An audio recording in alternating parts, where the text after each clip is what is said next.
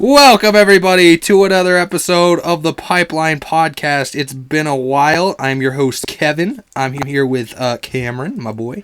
Howdy. And Jason, my other boy. It's been a while. Never mind, we're getting Jason out of this. I don't want to be here anyways. So, how's your guys' year going so far? I'm sore. Yeah, tell them what you guys were telling, or tell them what you were telling me. Like, what do you guys do? Yeah, we're getting in the Better Health Society. We're jogging a mile, keeping the cardio up. Yes, sir. We're gonna be sweating all the fat off for the next fucking year. Maybe the rest of our lives. I don't know. I don't have a fucking clue. Next time we go to Comic-Con, we're gonna cosplay as JoJo characters. We'll jack. No. All I know is that I'm not quitting until my tummy's gone. What's up? It's 5 o'clock somewhere. It is. Oh, hey, it's 5 o'clock here. Yeah, I forgot about that. Wow, what have you been up to, Jason? I have been helping my family with, they like to do DoorDash and Uber Eats. So I've been splitting cars, delivering stuff to people like Santa Claus. So you do It's drive? been fun. Oh, no, I just deliver. They drive. They drive. That's why we were making that joke that if I, talk to Vicky to come have her pick me up so I can go to work, she just takes me around town all day. We're just doing Uber Eats all night. Jason's like, hey, my work is Uber. You gotta drive me everywhere. She's like, you freaking kidding me? I'm like, nope. You said yes. do you at least have gas money? No. No. What's the worst experience you've had doing that kind of stuff? So far, actually, it's been pretty good. The one time on DoorDash, a year ago, when my mom just started, there was a guy in only his underwear.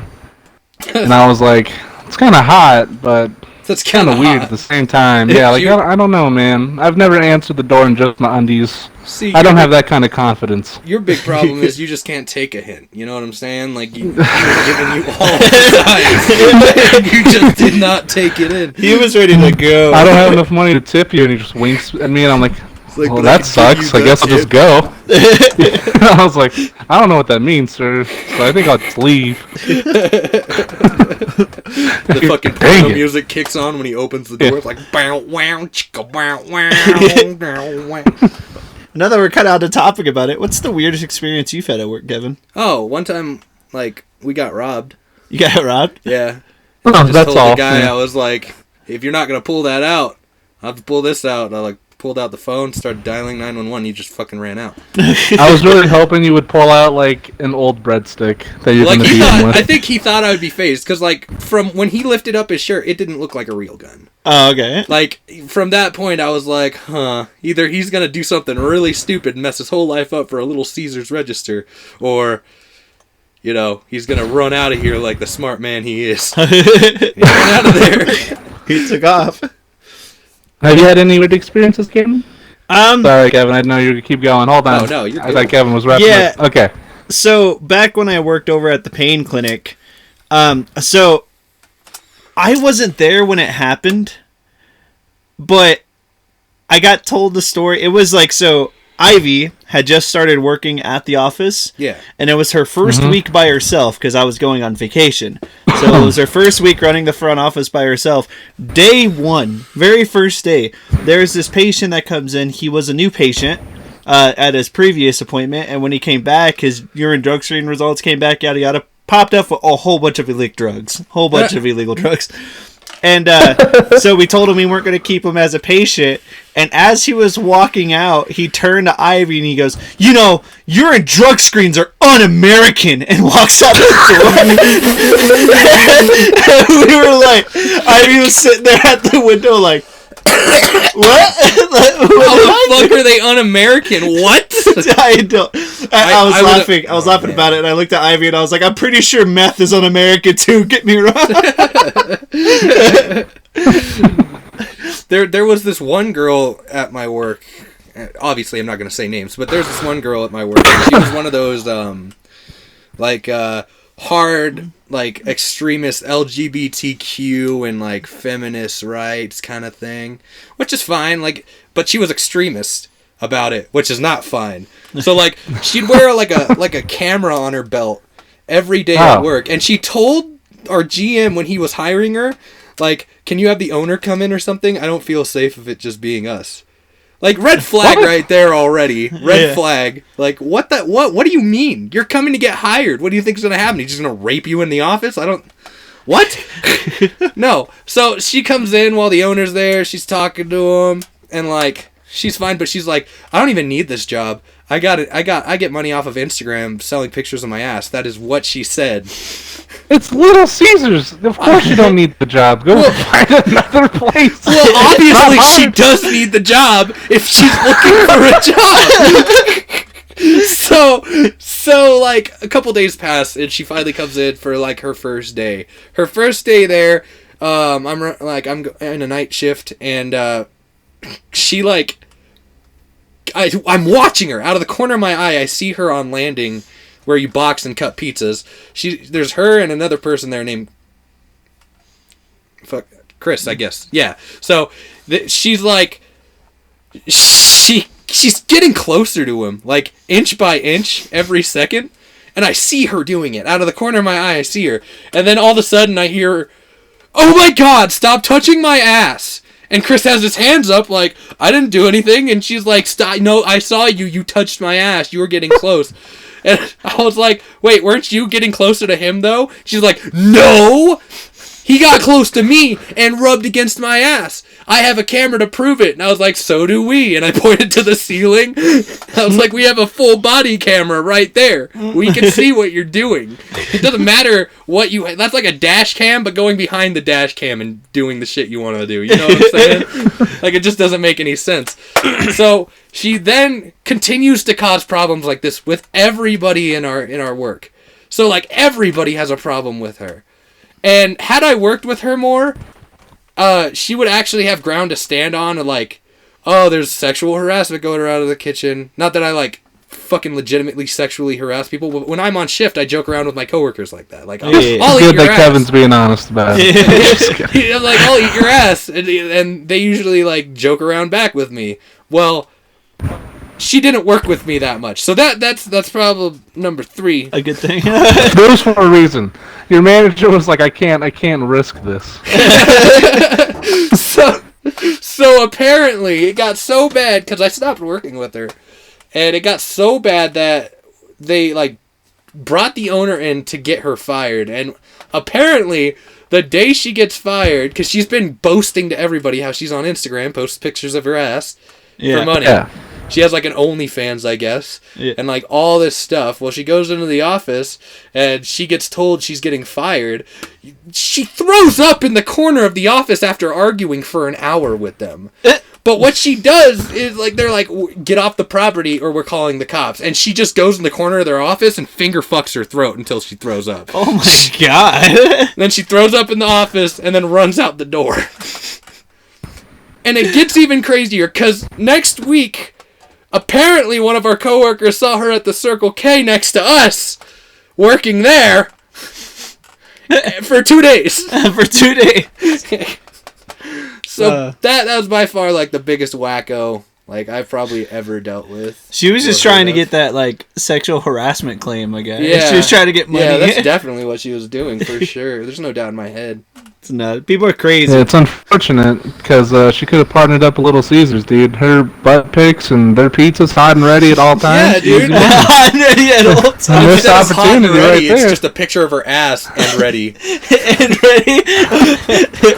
It's actually kind of cold. It's cold in the middle. We like sliced the ass into the pizza. Trust me, man. She's not cold. Or she's not hot. She's cold like a corpse. She's dead inside. She's dead inside. She is dead inside. Jesus Christ. Have you had anybody like freak out at Uber Eats for like food being too long or anything? No. I did have one guy who like did not answer his door. I stood at his front door for like 10 minutes. I called him a couple times. I texted him, rang the doorbell, knocked, and no answer. And I was like, well, that's cool. I guess I have to take your phone back to the Apple store. And then we get back there. I'm like at the store, and he texts me, and he's like, "Hey, your voice message said that you called and said no one was home, but I've been home all day." And I was like, "That's great, Bill. It's too late now. I'm not running around town for you, my guy. Yeah. Just get someone else to do it." And That's I don't know ridiculous. what happened. Yeah, I'm like, "Did you sleep? Like, just be honest with me." Did you just pass on the couch and forget a delivery was coming? I think honesty is like the biggest policy when it comes to customers getting mad. Oh like, my god! If they're angry about something, be honest with it. For example, last week I had somebody come in and they were like, they were shouting at one of my coworkers, like in the front. They're like, I've been waiting there for 20 minutes and I'm hearing all of her like cussing and like yelling from the back, and like 5 minutes of it goes by, and eventually I walk out there. He's like, "Dude, can you handle this girl?" I for one, like, I don't know what to tell her. And so like I go up there, I'm like, "What can I do for you?" And she goes on this whole spiel. She's like, I went to the window, asked for one pizza. They told me to come back in about 10 minutes, and I wait 20, and you guys still don't have it ready." And I'm like, "What did you order?" She's like, "1 pepperoni." I was like, "1 pepperoni, that's it?" She's like, "Yeah." So I go into the warmer, because there's like 6 of them there. I just pick one out. I'm like, "All right, you paid for it already? Here you go." And she's like, "Whatever, man, you guys just suck," and like walks out. Well, she comes back not even 5 minutes later. She throws the box on the table, and it has 2 slices gone, 1 half eaten. And she's like, "This isn't what I ordered." And I was like, "What?" And she goes, "I ordered a stuffed crust." And I said, "You said pepperoni." And she was like, "No, I said stuffed crust." I was like, "No. I remember. You walked in here, and I specifically asked you again after you told me a pepperoni." I was like, "A pepperoni, that's it?" You said yes. She was like, "No, I didn't." I was like, "Yes, I did." And she was like, "No, just admit you're wrong. Just admit you're wrong." And I'm like, "You know what? If you're going to treat my coworkers and me like this, we could just refund the order right now and you don't get anything." And she was like, No, I want what I paid for." And I was like, "No, well, I want some respect because you are mistaking your own order." She was like, I didn't mistake it." I was like, "Yes, you did!" Yes, you did! I'm in this lobby yelling at this fucking customer for what goes on to be like 10 minutes because she just will not, for the life of her. I mean, like, at a certain point, you'd think, like, oh, she'll just give in and be like, "Yeah, fine, okay." Like, just to, like just whatever. Like, yeah, walk away. Yeah, just to get it over with. But no, she goes on to insult me and tell me how I'm not doing my job right. We had her pizza ready the first time. Yeah. She didn't know what name they gave. She then said pepperoni. Incredible. I give her everything. She comes back and then goes on to tell me I'm not doing my job right. Fuck you. Be honest with yourself. You fucked up. Not only that, but like if she paid for it, she should have a receipt. And if she can't supply that, that's her fucking fault. Yeah. Like, I've had people tell me, like, who keeps receipt for their food? Like, people who have a fucking problem with it, dude. I'm sorry, but... Yeah. Like, every person that thinks that they could fuck up their order. Yeah. I mean, like, even con artists are smart enough to be like, let me keep this random receipt and just go back another day. Most fast food places now don't even ask if they want the receipt. They just hand it to them because they know. Yeah. It's ridiculous when customers aren't, like, honest about stuff, because then they're just like, it's like, no, you fucked up, and now you're just trying to make me feel the same way you feel. Yeah, yeah. I'm just glad she ate 2.5 slices, not even a full third, and was like, "You know what? That's the magic number that I can turn in and get a full one." I should have just refunded it, dude. I should have, but she, like, I just wanted it to be over at a certain point, and I was like, "You know what? Fine, get the fuck out of my store." Like, I told her that. She, like, walked out all mad. "You fucked up, admit it." I was like, get the fuck out of here. I just like how... I wonder if she was sharing this pizza with somebody, or if it was just her eating. Definitely was sharing it. So I just wonder, like, why it took 2 whole pizzas to go away for them to be like, "Huh, there's no stuffed crust." You would think after the first bite, hell, even the look says it's stuffed crust just by looking at it. I know what they did. They go in the car, she opens the box, and they're like, "That's not our pizza." And the guys in the back's probably like, "Oh, I don't care," grabs a slice, and then they're like, "Yeah," and then they take it, and then they're like, "Wait, we paid for a stuffed crust. Put it back. Let's go in there and get it." Yeah. What the heck? I'm stupid. It's It's usually the guy that's just like, "I don't care, it's fine." Yeah, but it always has to be like, it always has to be the woman to be the one to be like, Karen. yeah, the There's Karen. always a Karen. There's always a Karen partnered up with a guy who does not care. I know, it's sad too because they're probably embarrassed as fuck. Dude, honestly. know. Some people in society just like they just try so hard to like make you feel bad, and it's like, why are you doing this? Yeah. Like, you know, at the medical clinic I work right now, we get a lot of patients that do that. They like try to make us feel bad, and it's like, we're trying to help you. We are honestly doing our best to assist you in any option in any way we can. Do you have an example off the top of your head? Yeah, well, like, just as like a brief example, there was one guy that called our office, and right when our phone started ringing, my coworker picked it up and she started talking to him, and like halfway through the conversation, he goes, "Wow, finally someone answered. I was waiting on hold for 10 minutes." And she was like, "Oh, I'm sorry about that." And he goes, "Well, what if I was having a heart attack?" Why are you calling the clinic? Exactly. But like he just goes on this rant about how he was on the phone for so long and he needs assistance now to get all this done, yada yada. So she helps him out, finishes, hangs up the phone, and she was like, "That guy was so rude. He just yelled at me that he was on hold for 10 minutes." And I looked at her, I was like, "You answered the phone like right when it started ringing. Go let the manager know that you did that, because maybe it's something wrong with our phone service." Well, the manager in our office has access to see who calls and how long the calls are on.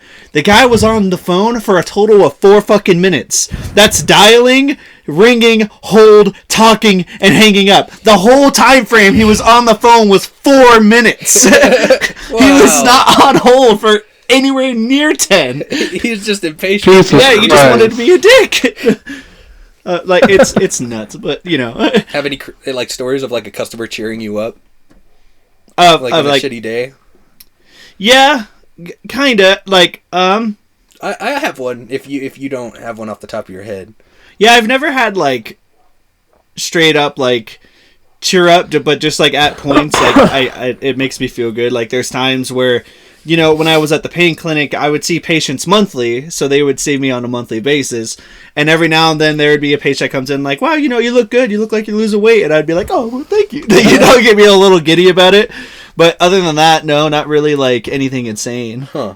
Okay. Well, I had a guy come in. He like Well, he keep going. he ordered a pizza and like afterwards he's like, "You mind if I play the harmonica for a minute while I wait for my pizza?" I was like, "You have a harmonica?" He was like, "Yeah, I have one too." And it was the same pair of pants that I was wearing when I was in Tucson with you guys, and I fucking like whipped it out. Yeah, it was the same pair of pants. So I was like, maybe it's in here. And I was like searching my fucking pants for a harmonica because I would have just started jamming out with this guy. Sadly, I didn't have my harmonica. But he, like, I'm making his pizza and he's jammed, dude. He is playing the Piano Man by Billy Joel. You know the start, the doo doo doo doo doo doo doo. So he's like going, and I'm just sitting in the back, like jamming. I'm like, yeah, and, like singing the lyrics to the song, and he's just having a ball, dude. And by the end of it, I like gave him free crazy bread. I was like, "You want some free crazy bread? That was pretty great." And he was like, "Yeah, I'll take some free crazy bread." That's awesome. That cheered my day up. It was a pretty shitty day until he came in. I was like, "Oh, that's really cool." Apparently, he's met part his of a spirit band. animal. Yeah, you really did. Yeah. Yeah, man, I remember. Pants, same harmonica. I remember working for like Starbucks, and like there was one regular that had come in. She comes in every morning and just gets the exact same thing. And like there was one morning she just came in and was like, we saw her walk into the store because the kiosk was right next to the door in the Safeway, so we could see people as they walk in. We see her walk into the store, so we already like start making her a drink so she can get it. And she comes up and she starts talking about the register. She's like, "Yeah, I haven't been really doing so well." And I was like, "Oh, I'm sorry." And she's like, "Yeah, no, it's, you know, it's whatever. We're trying to get by and all that stuff. You know, job's been kind of screwing me up." And I was like, "All right, well, here you go." And I handed her drink. She's like, "Oh, do I need to pay it?" I'm like, "No, get out of here." I've done that a lot. Like, I'll see people that look just really down. And I Yeah. walk into Little Caesars, and, like, they look like they're having a hard day. You could tell on their face. And I'll give them free shit. Yeah. Like, there's this, the other God forbid my general manager watches my podcast. But, there's last week, there's this woman who came in, and she had, like, 2 kids, and you could tell one of them was the kid's friend. Like, she obviously didn't create that. But they're running around the lobby, and she's trying to control them, and, like, she has fucking rings under her eyes, and, like, she's getting a little black under them, and I'm like, wow. You are having a hard time. And she had only paid for 1 pizza. I was like, grab a 2-liter. Here's some crazy bread. Here's another pizza. Get them to bed as soon as you can. And she's like, thank you so much. Are you serious? I was like, yeah, go for it. You look like you're having a hard day. And she was like, oh my God, you're the best. I was like, have a better day, ma'am. I do shit like that all the time. That's nice. What about you, Jason? I know yours is more like DoorDash-y, but, like, have you ever had, like, just a really good customer that, like, made your day? Or a normal? Let's see. Nothing too crazy. We were delivering on Christmas Eve, and it was another Apple order that we had to deliver to this guy. And he lived in this weird house that had, like, there was no numbers. It was just either left side or right side, and I had no idea. So I just called him instead of walking up to some random person's house by accident. And he's all, like, really quiet when he's on the phone with him. I'm like, is this guy, like, a hostage? Like, why is he whispering in his house? He was just like, yeah, okay, I'll be outside soon. I'm like, what is this? Just, like, hide him in his closet. I'm like, what's going on? Outside soon, and so he comes out. He looks at me and he's like, yeah, I'm really glad you didn't, like, ring the doorbell because I have this, like, 3-week-old child that just fell asleep. And I was like, oh, that's good. I'm glad it was completely by accident. I thought you were being held hostage or your house got broken into. The guy like answers the door and Jason has his hand up to bang on the door. He's like, wait. Slam that thing in. No. But yeah, I was just like, this guy's just thinking like I'm just some psychic that just like knew by some chance that was a baby. And I ended up tipping like almost $30, and I was like, "Oh, sick! That's cool. It was a really nice day. Yeah. It was a really nice time." I get the highest tip rate because I'm like the funniest when it comes to like dealing with the customers. Like they'll be like, "Can I speak to a manager?" And I'll hear it, and mid-sentence I'll just come out, "I am the manager." They just start giggling because it's usually about something wrong with their food, but it's fun to see like somebody who's really angry get really happy. Like, at the end of a transaction when the customer's mad, I'll make a joke. Like, I'll shoot him with the scanner gun. I'll be like, now get out of here. It actually goes off. You're like, wait. They just fall to the floor. I'm like, oh God, what do I do? I killed him. What's your dream job, Jason? To climb Mount Everest and start a tax company. That's not a job. You can let me finish, Kevin. The and is a different thing.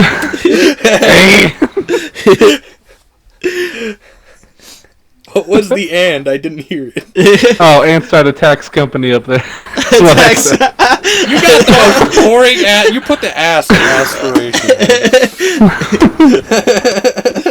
Oh man. What about you, Cameron? What's your dream job? Mine would be if our YouTube blew up. Our YouTube go off. Mine and Jason's story starts doing really well. Like, speak about that. Yeah. Actually, I kind of want to change. Yeah, speak about your and Jason's story. Like, I want Jason to explain like the basis. I don't like think. No, I don't I know want if we. you to read it, you piece of garbage. I don't know. I want people here. No. I'm tired of this. I will read it over podcast right now. It just starts an audiobook.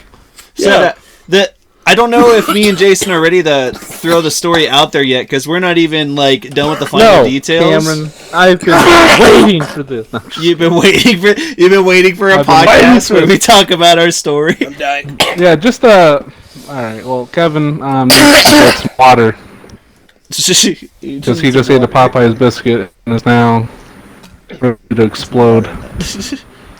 You got an open thing of Jaeger, no? The biscuits and the chicken biscuits. So, yeah, I don't know how Jason feels about, like, just talking about it publicly yet. I don't know, because we still are working out kinks and details as we kind of go. You guys even know the name? Yeah, we know the name. So I'm fine. I'm fine with talking about it a little bit. I don't mind. Like, Okay, the basic I know overview of the story is our story's name. I got you, Cameron. Don't worry. Okay. Our story's name is Zavens, and it follows the lives of three characters, mostly named Avon, Zeru, and Zentz, as they attend this school to basically become soldiers. Two of them. Zeru is going to become the king of the country he lives in. His parents are king and queen, so he's the prince. Okay. And so his purpose for being there is kind of to bond with the people who are going to protect him one day, build relations, and make allies as he grows up. Okay. Because some of the kids that are attending the school want to join what's called the Crown, which is like the elite guards of the military that defends the king and queen. That's what Zentz's big dream is to become a Crown member. He's gonna be the Pirate King. The pirate. No. Pirate King, baby. I don't even King. know. What would you relate it to? It'd be like, I don't know, just being a bodyguard, I guess. I don't really know, like, a form of military you'd equate to. The It's just a very police. specific Kind of job. like Military police. Fullmetal Alchemist, I guess. The state alchemist are like the highest, like some of the highest ranking or whatever. I guess you can kind of compare it to that in a way. Yeah, it's a very nice paying job. It's real good. It's real good for the family and the kids. Avon, he's kind of just a dummy. I don't know. He's trying his best. He got unanimously chosen from his clan to go to school, which is unheard of. Which, right Like, now, even I just want to add Zeru- on real quick. Avon, too, while Jace is talking about him, our biggest fan that is currently reading the story and has read both the stories that we've put out already, Avon's his favorite character, by far. He says he loves him. He thinks Avon's great. Go ahead, Jason. Sorry. But really weird because even though he was unanimously chosen, he's like the worst skilled at everything that this school like offers, which is to boost the skills of fire and wind abilities that the students have. Avon sucks at those. So figured it out. Like, I don't know how he got in, but here he is, so we got to try and help him out. And then their story just kind of goes from there. Book 1 just goes over their first mission as a class. Okay. So And then- one's just a build up to like the main journey. A nice introductory thing going on. Shows you the main characters a little bit. Goes into their lives. As it A should. smidgens. As it should. As it should. And then book 2, we start to bring out some villains and start opening the story more for the other characters. Okay. Well, The other 7 students. is this gonna be like along the lines of like a One Punch Man type story where it's mainly about like the first season is gonna be like, let's say, about the main character, and then the second season would be about like everybody else, like the side characters? Not really. We're kind of, because we're doing the whole school kind of thing, we're kind of doing what My Hero does in a way. Like, Okay. you can obviously tell that this set of people are the main characters, but they completely involve all the other characters. Like, and you'll learn backgrounds of other characters, history, bonds, so on and so forth, between every single one of them. And, but like, yeah, that's kind of the route we're taking because we want to, when we introduce characters, we want fans to like that character, to be invested in that character. We don't want just like one-off characters. Oh, like he's hot. That's why I like her. Oh, yeah. He's He's cool. embarrassed all the time. Yeah. Yeah. Like with Eliza, we can go through her because she's a side character real quick. Like, she joins the Volzon school because she doesn't like that her family is very reclusive about doing medical related stuff in the open fields. Like, they just want to stay in the city and be in the hospitals. Where it's safe. So she lost her grandpa because he was a field medic. And so she wants to do something like what he was doing because she feels she can help more people that way that might not make it back in time to be treated in a hospital. Okay. So she wants to save more lives by being out in the open. I get you. So that's like her thing. Cool. And like out of everything that me and Jason have put on for the story so far, well, we've Jason's been really good at doing this, and I'm really happy that he is doing it. Me and Jason will have like our talks about like main points and plots that we want to happen in the story as we go. Jason's been really good at putting together the middle bits, like everything that happens between major point A and major point B that we've talked about. And it's working out really well. Like, we're constantly adding on new villain characters that, you know, that we didn't think really much about in the beginning. As we just kind of go on, we're like, oh, well, this kind of ability would be cool. Like, for example, one of the main villains in book 2, her ability is she has like a wrist gauntlet thing that she sends air currents through, and it sends out like signals to speak to like insects. Mm-hmm. And so that's something that we never really like considered, and Jason just kind of threw it in there, and I was like, this is really good. Like, it all flowed really well. Even Dylan said that he enjoyed the character, he loved her, and like just everything about her story, like it and the thing, and it was just like a throw-in character. And Jason's really good at writing the in-between bits, and I very much respect how well he is at doing it and all that other stuff as well. Hell yeah. My next question would have been, what would be your major inspirations from making this? Like, what inspired? Like, what is this similar? Like, what shows? Yeah, like what shows, anime? So one of the biggest ones, I'll give course, you like the fattest. I'll give you the 2 shows that have people have said that it reminds them of. Yeah, the fattest one is Avatar: The Last Airbender. Okay. And which we've tried really hard to kind of not take the same route as it, because in Avatar, they're straight up like controlling, harnessing the element. Yeah. Well, in our story, it's kind of like how in Naruto there's chakra, but in our story it's called Rada. And there's a whole background about Rada, why it's called that, and me and Jason will talk about that another time, because that's way later talk. Anyway, but Rada is their source of basically power and energy. And as human evolution has gone up to this point, they've learned how to control Rada to a degree, to combust it like fire, use it move it in the air to cause air currents, and so on and so forth. It's not necessarily they're controlling the specific element itself, but the Rada that's mixed with the element. Okay. And that's kind of like what we're going for. We haven't really explained that to the minute detail yet in the story, but that's because we're still introducing everybody. We don't want to just everybody with these hard facts. Well, if you guys, I'll just put this out there. If you guys ever have difficulty creating like a fight choreography for like a scene, hit me up. Tons of ideas in this head of mine. Yeah, no. Tons of ideas. Definitely. And like me and Jason have lots of like major fights that we're involving with some like insanely powerful characters. And well, don't talk about it. No. I ain't gonna go into it, but it's just like that's the route we're going, and we've added so much background and history to every character in the story.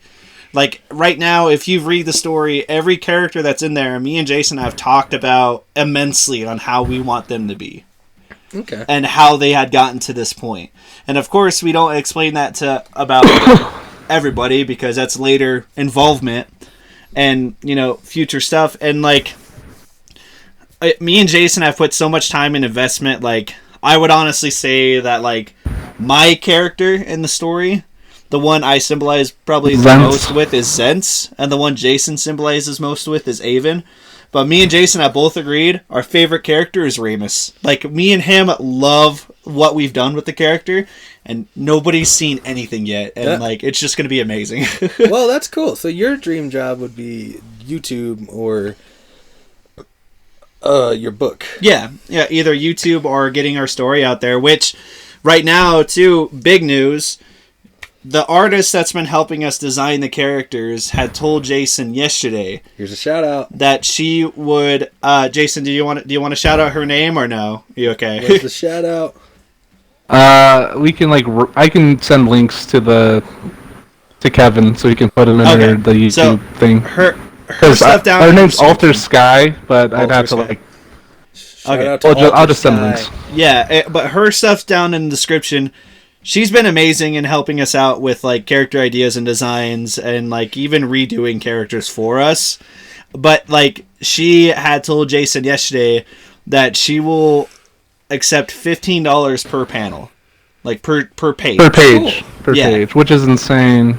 Yeah, because Jason had reached out to other people like how much they would charge, and the minimum we were able to find was 100.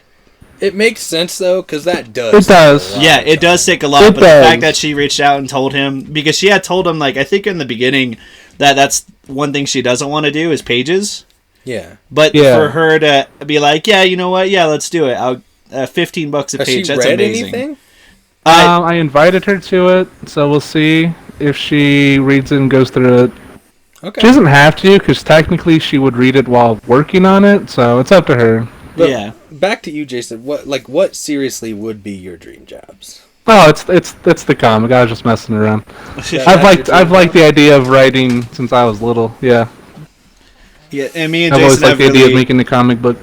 Me and Jason have been invested in the story since middle school. That's like neat. This is characters, talks, and ideas that have drastically changed from what we've had in the beginning up until now.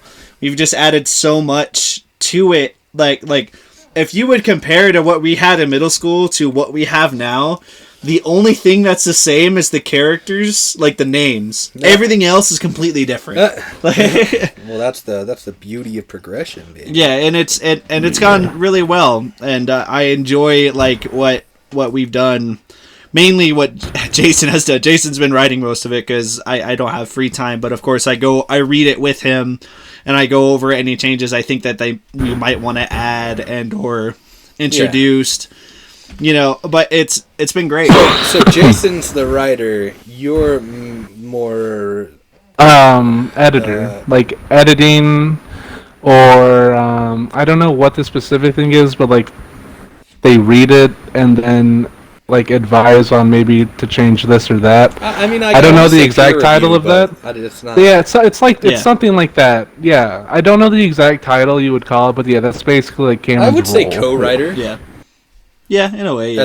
At that point, because like he's not a writer, but he assists the writer. The only thing I'm not really doing is writing it out. He's like assistant to the writer. Most of the things that me and Jason have written down, we have talked out extremely, and then he's the one throwing it down, and I'm just kind of with him, like, yeah, let's do that. Okay. So cool. It's been great. It's actually been pretty fun. I've had times where Jason's told me, hey, there's more pages up. I need you to read them and go, like, you know, tell me what you think. Go over them, make sure it's what we want. And I'd read it, and I'd hit the end of the pages, and in my head, I'm like, I want more. Why isn't there more yet? Yeah, I usually only send 10 at a time whenever I write to, whenever I put in the Google Doc. I'll just do 10. We can talk about those 10. Because if I write like 30, I want to make sure we go over like each section. Yeah, and this is the fact is like me and Jason did the math last night for our first book for the full comic book to be made with what she has offered.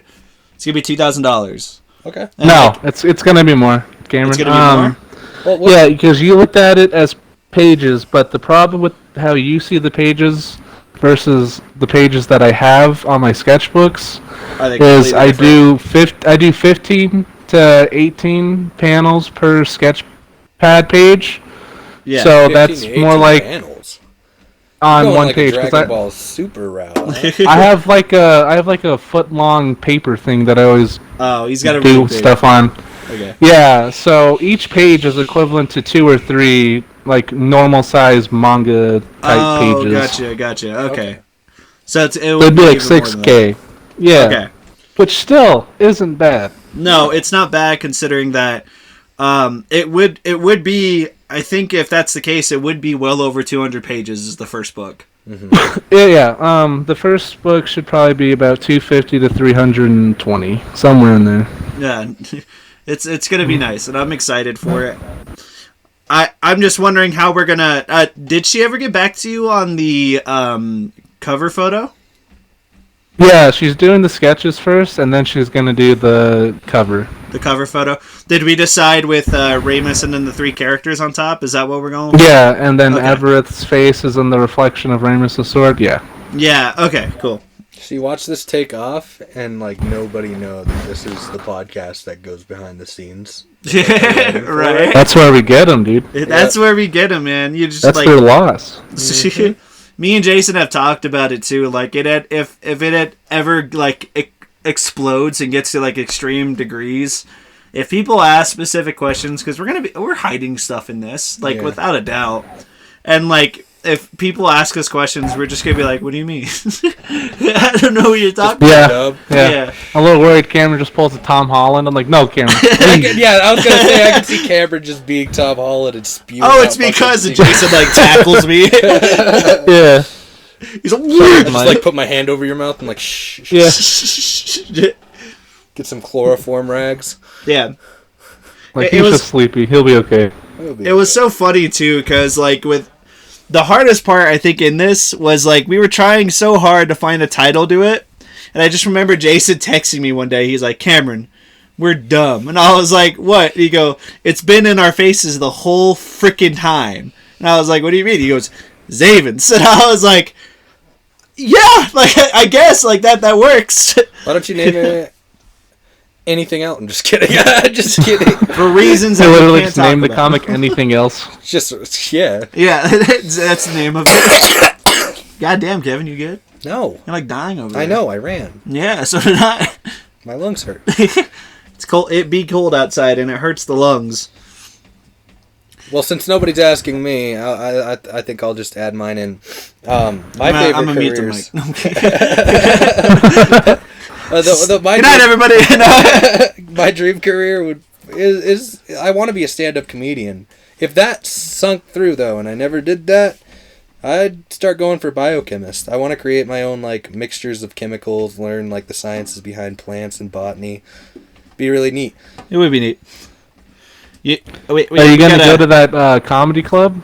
Yes. That Vicky was talking about? Yeah, I plan on going to a couple. Like, especially if I ever move to a city, I plan on having one that I go to, like, normally.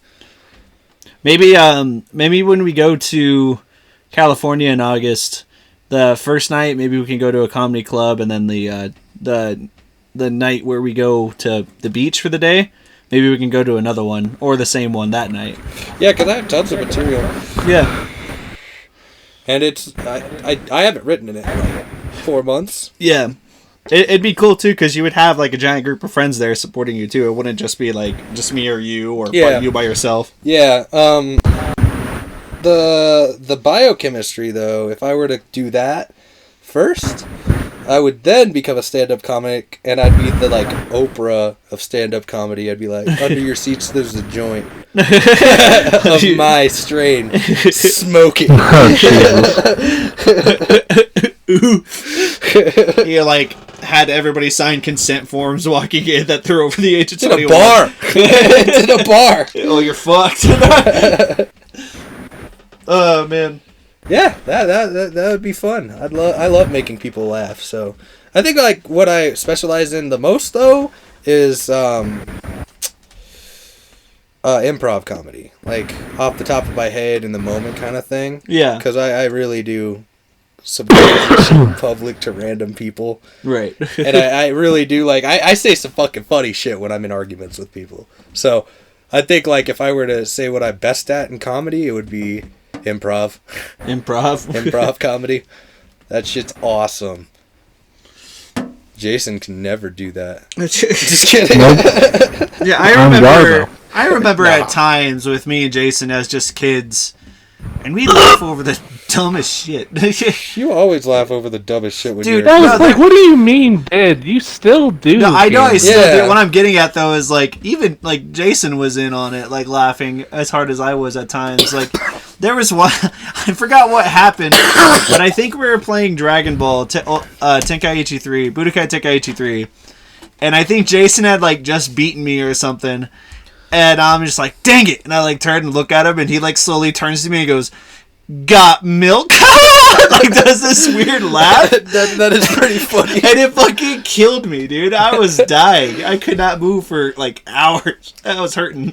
Dallas, have you ever tried to pop a bottle off? Or not Dallas. Jason, have you ever tried to pop a bottle off? Have you ever tried to pop a bottle off with like open a bottle with a knife? Oh, it's good. I tried once on a desk. I didn't try with a knife though. Oh, dude. Okay, so something blew my mind a couple nights ago.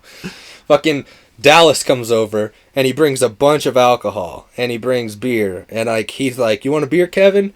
And I'm like, "Yeah, I'll take one." Kevin's like, "Can you grab me one too?" Dallas grabs him one. He like fucking gets his knife out and slides his knife up the top of the bottle, and it fucking perfectly slices off the top of the bottle. And I like looked at like him. The whole like, thing? No, like, just like like the there's that little lip that's and under lip the of cap. bottle. Yeah. That's amazing. Yeah, but it like slices it off, Yeah, like cap it. It blew my. I like looked at him in awe, and Cameron's just dying because he's seeing my face at this. He's like, "Kevin's so amazed," and Dallas is like, "You didn't know that?" I was like, "No, what? You just fucking Zorro'd the shit out of that bottle, dude. Are you like a secret samurai who's just been training all these years behind closed doors?" And he's like, "Yeah. Well, apparently there's like physics to this, and I don't know the full extent of it. Cameron, do you?" With that, all it is, it's because it's a sharp object hitting the top of a pressurized glass bottle.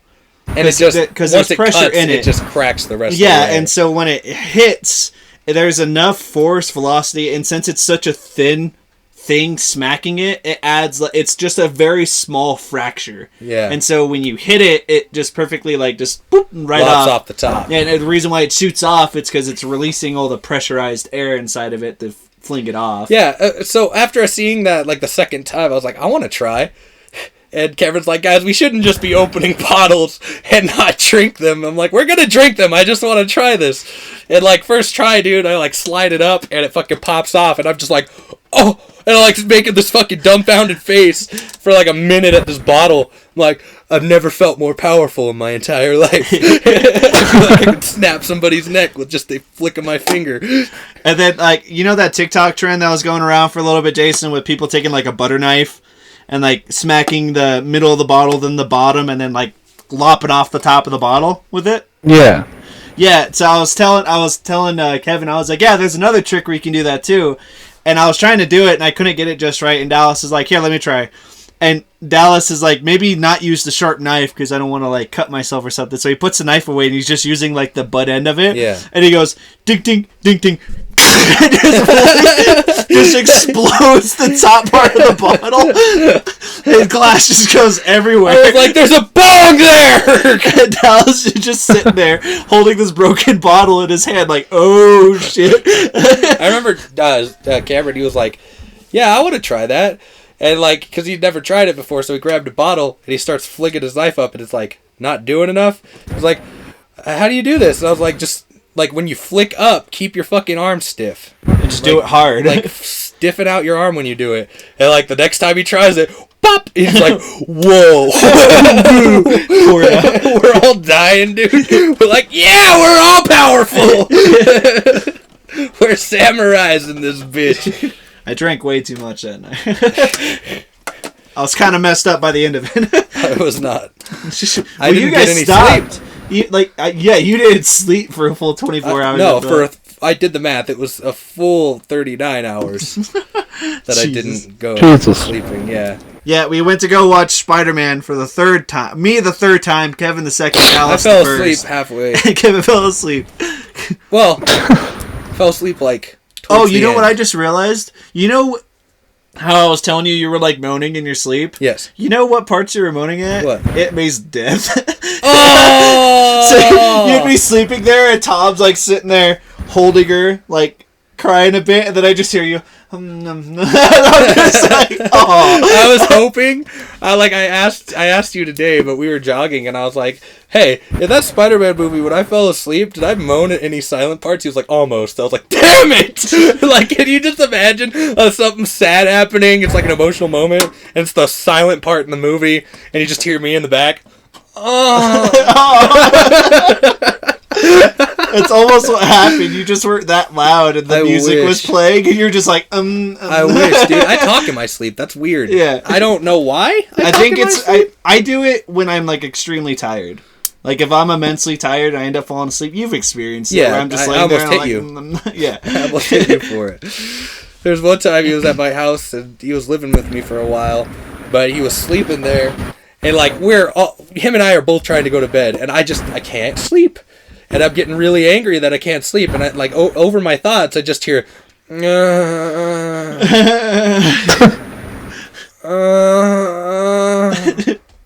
I'm like in my head I'm like, dude, I'm trying to go to bed, and and I'm like, Cameron, in my head, I was like, these are way too long moans to be fucking real. Like, he is not asleep right now. He's messing with me. And I hear it again. I'm like, Cameron, are you fucking with me? And I was like, this is him fucking with me. There's no way. So I crawl over to the foot of my bed, and he's on the floor, and I raise my hand up above him, and I'm like, hey, Cameron. If you don't stop that, I'm gonna hit you. Are you fucking with me? Cameron? Are you fucking with me? And I put my hand down and I got closer, and I was like, no, he's not fucking with me. He's just moaning and he's having a wet dream. It was so good because I just remember waking up that next morning and looking over at Kevin, and he's just looking at me all like red-eyed because he's like lying asleep. He's like, I hate you. I thought I was dead ass like about to slap the shit out of you until I realized like I'm just gonna slap him awake. That's a dick move. I would have woken up and been like, what? What are you doing? Why'd you hit me? I can just imagine what my parents heard. Cameron, you fucking with me? Like 3 a.m. Everybody's trying to sleep. I'm just here. Cameron. Because they don't have the context of like what you were doing. It's just, Cameron, are you fucking with me? In the theater yesterday, we're all waiting for the movie, and there's like another group in front of us, but that was it. The rest of the theater was empty for that time because it's Spider-Man. So we're sitting there and we're just talking and joking around. And like loudly, I'm like, Cameron, if you touch me there one more time, I swear to fucking God. And Dallas touches my leg. I'm like, oh. And like the people in front of us start giggling. Oh. It's so good, though. Jason, do you have any like stories? No, I'm upset now because I know what happened to the movie. I'm sorry. I already knew about that. I kind of figured that at some point it's probably already hit you. Yeah. I'm still just bleeping. Going back a little bit though, When you guys jogging and stuff, like you don't have to jog. You can walk, and it's about the same amount of calories. Oh, you don't have to jog. Yeah, no, what we're trying to do is the full, like, cardio exercise. We're not just trying to, like, burn calories. Because if we jog, it gets our heart rate going, and that helps burn fat faster. Because it has our blood going through our body, circulating a lot quicker, because our heart's pumping. And so, that's why we're jogging. That's why we do bursts of jogs. It's to get the cardio exercise in on top of the calorie burn. Not only that, but, we have a system to where we jog, there are light posts like every 30 feet. I'd say, yeah. 30 feet.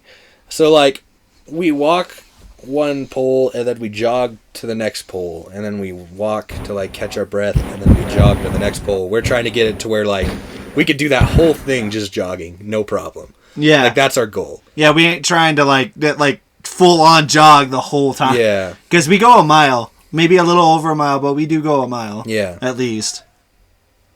And okay. But yeah, that's the only reason why we jog. It's to do the cardio exercise, get our hearts pumping. Yeah. Because that's good for you. It's good for you to put in cardio. Like, I had watched a video of a guy talking about like different exercises and things to do, and he had said that like cardio is the best one for fat loss, if you want muscle gain, then you want to do like the physical exercises like weightlifting, sit-ups, and all that other stuff. But when it comes to like if you're just trying to shred fat, cardio is the way to go. Yeah. And so that's kind of like what me and Kevin are starting with, is just like trying to get rid of some of the chub, and then we would go to more harder exercises of like weightliftings and sit-ups and stuff like that. Yeah, because I'm on a better health kind of thing. Like, I'm trying to get better with like everything in my life right now, like physical health, mental health. What's like what's your goal for like this year? Like, where do you want to be at the end of the year? I want to be at like 280 because I don't feel like I'm gonna get like below that because I'm a tall, where are you like, at? muscly guy. I'm at 300, dude. I cannot get past or like below 300. Like 300 right now for like what I'm doing actively is where I'm getting. But I know I could go a little under that, but because of how like big in stature I am and like I have a barrel chest and I got a lot of muscle on me, it's I don't think I can get to like 250 or like 240. I think my mainstay is probably going to be at like 280, 260 at least. Right. Yeah. That makes sense. Yeah. What about you, Cam? I don't know. Like, I remember Ken had talked to me about it at one point. Yeah, he had told me, he was like, "What would your desired weight be?" And I was like, "I would like to be 180." And I told him, I was like, "But the issue is that's physically impossible." And Ken tried to argue with me a bit about it. He was like, "How? Don't set yourself to those limits." I'm like, "No, Ken, I'm a really tall, big guy. It would physically, I would have to starve myself and become a twig to get that size." Yeah. And he goes, "Oh yeah, that's right." And I'm like, "Yeah, so it would physically hurt me and be impossible for me to actually do that. But I want to be like anywhere like 230 range, 240. If you get muscle on you, dude, you'd probably be like if you were just strict like bodybuilder status, I think your highest weight would be like fucking 260 fucking muscle. Like what I am right now, but just muscle. Yeah, just muscle. Yeah. But yeah, I would like to shred weight and like look better. No. I need What about you, Jay? Are you exercising, trying to lose weight and all that? God, no. God. No, I just cut calories right now for the most part. Okay. that's a big I get a decent amount of steps in with Uber Eats and stuff. I get like 3,000 to 5,000 a day from it. Oh, okay. So it's going okay. I'm not like worried about exercising on top of that for now. Okay. But yeah, you cutting ever back will? on calories is probably good. We'll see. Like, it'd be like weightlifting then. I wouldn't really do more cardio on top of it. So Like 5,000 steps a day is fine because I think the average for a person is 2,000 to 3,000. Yeah. So if I do 3 to 5, then I feel like I'm okay there. How much do you guys do? How many steps in an hour or whatever? I don't do much steps in a day because I'm in a desk job now. I was doing a lot when I was working with a Coke. Like I remember sending Jason, because I have a thing on my phone set to like try to take 6,000 steps a day or whatever, and then it will tell me if I exceed it and like how much I exceeded it. And there was one day I took a screenshot of it and sent it to Jason, and it said I was like 400% past my exceeded amount, and I was like, damn! Yeah, it was something ridiculous. And it wasn't just that, it was also lifting while walking that. Like, merchandising is a really good, like, exercise job, but, like, you have to be with the right company, because when I was working with Coke here in Sholo, it just was not good. Well, they could drain you. Yeah. They could easily drain you. Easily. Of, like, everything except money. Yeah. You know? Yeah. And I think, like, because I got told, I can't remember who told me this, but a wise person once told me that a good manager knows how to manage good, but a great manager knows how to keep good workers. Yeah. You know? Yeah. And I think that falls in line with a lot of, like, manager status positions, like people who are managers now, because I don't think they think about that. I think they just think, like, oh, I have power now. Yeah. You know? But you gotta understand, like, if you let that consume you, you're gonna lose every good worker on your shifts, you know? Right. Because you can't just take advantage of people like that and expect them not to have a problem with it. Yeah. And it's crazy working for people that, like, don't care for their employees and whatnot. Like, Well, so I feel like one of the biggest gripes I had while working with Coke is, like, I was scheduled to only work one store a specific day. That same day, I was planning that once I had gotten off, I was traveling to Tucson. So, that one store I was working, I finished it by noon, and I was like, the load's put away, everything's stocked, there's no reason really for me to be here anymore, so I clocked out and started heading out. Well, my manager got upset with me because he was like, there are other people that needed help at stores too. We want everybody to get off about the same time. And in my head, I'm just like, but that's not my fault. Yeah, you're asking people to overwork so other people don't have to work as hard? Yeah, in my head, I'm like, that's not my fault that they can't keep up with the stores that you gave them to do when I can. Second of all, isn't it their job too? Yeah, it's their job too to help with it if there needs assistance in a place. So of course they're going to be bad at it when another person gets off. Because I experience that a lot. Like if I get off early, my GM gets really mad. And I think it's one of those things like, that's bullshit that a subordinate's getting off earlier than... Get over yourself. You're in a higher position. You earn more money. Act like it. Yeah. Like, take some pride in what you do, dude. Like, I get out early because I work my ass off and get all of my shit done. I'm sorry the same can't be said for you. Yeah. Yeah, you're leaving all the bread for, like, the next day already made at, like, 2 p.m. And, like, I feel like if your job's done and there's not much for you to do, like, call it good. Not only that, but when I looked at the schedule, because I wanted to make sure that, like, I was probably in the safe zone. I pulled out the schedule, too, to look at it. Every single person that day, but me, had a partner to come in and help with that store later that day.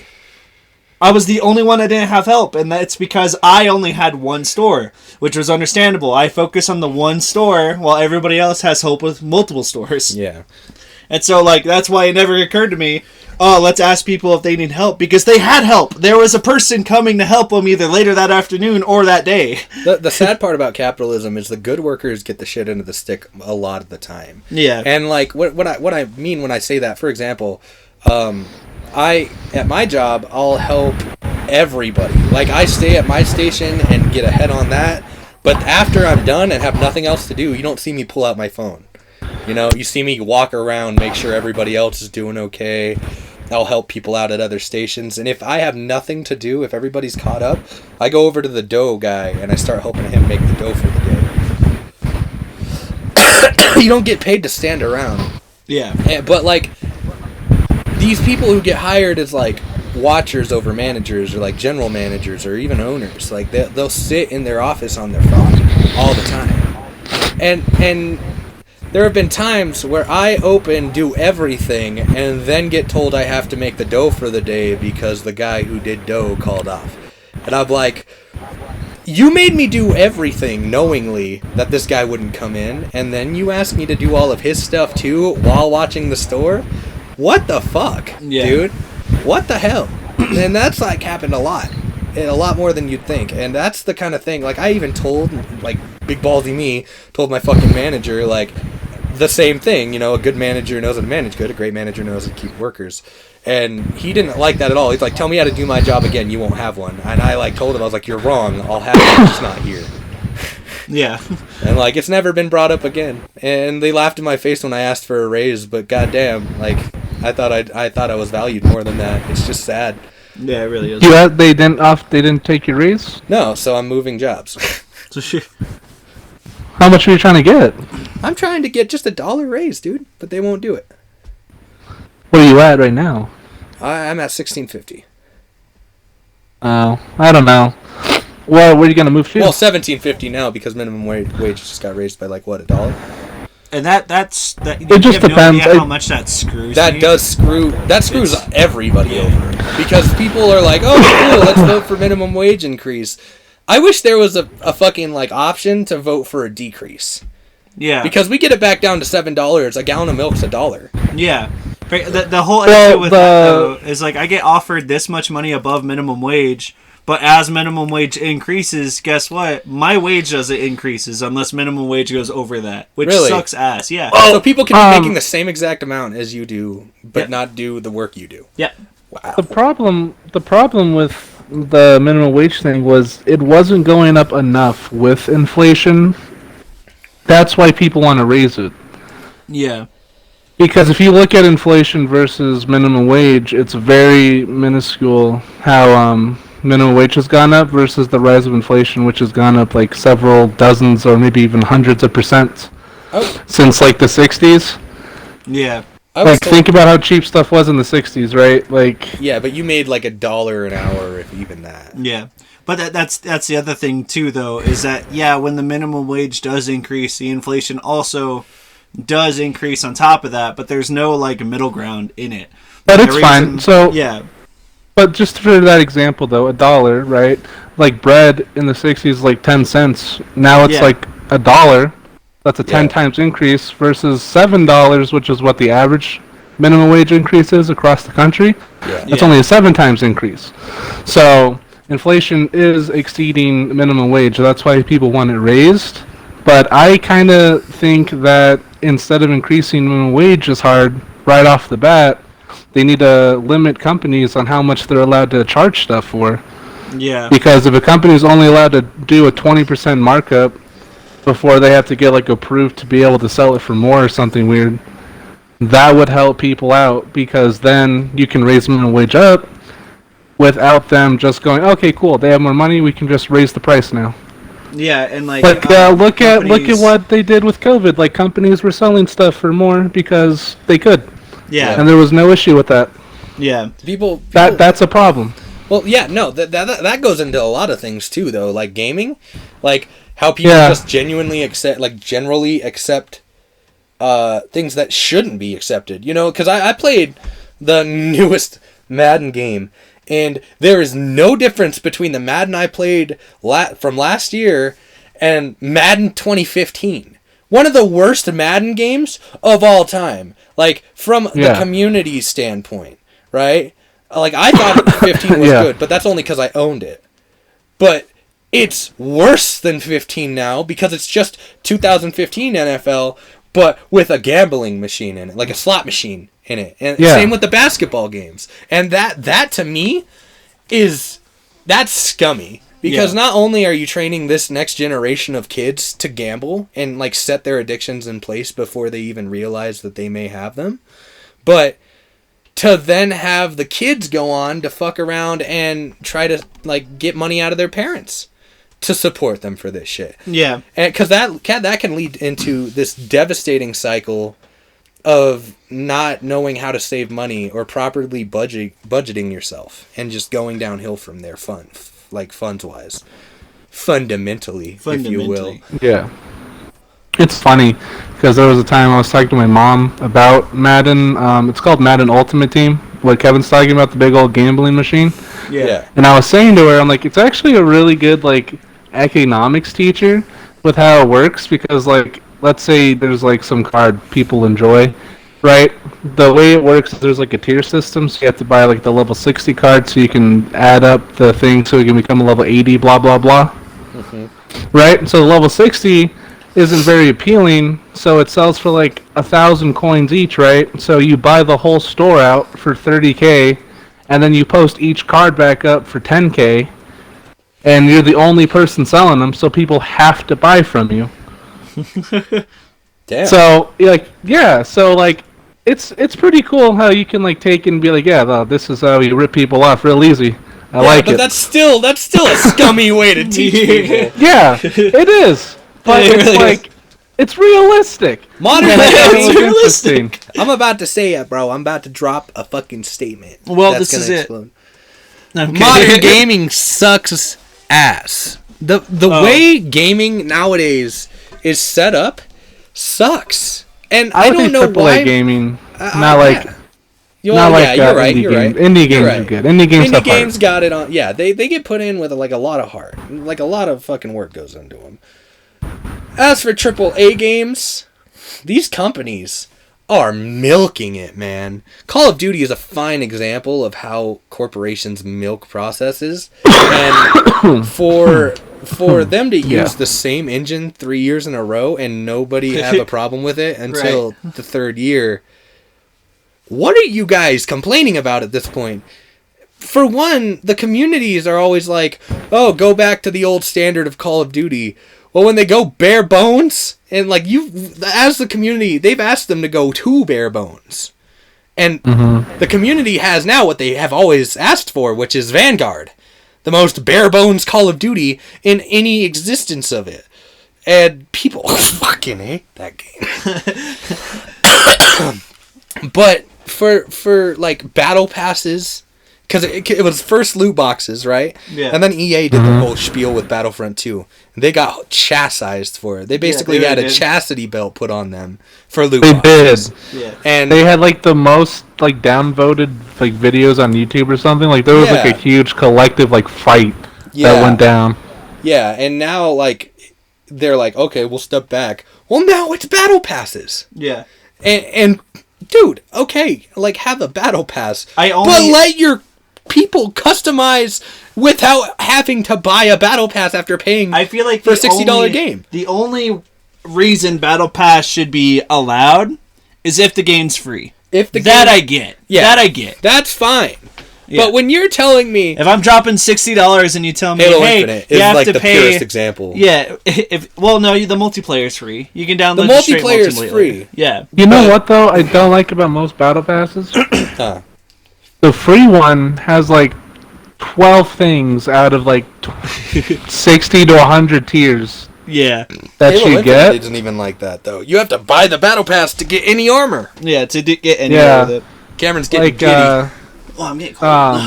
The game I really enjoy for the battle pass is Clash Royale, the mobile game.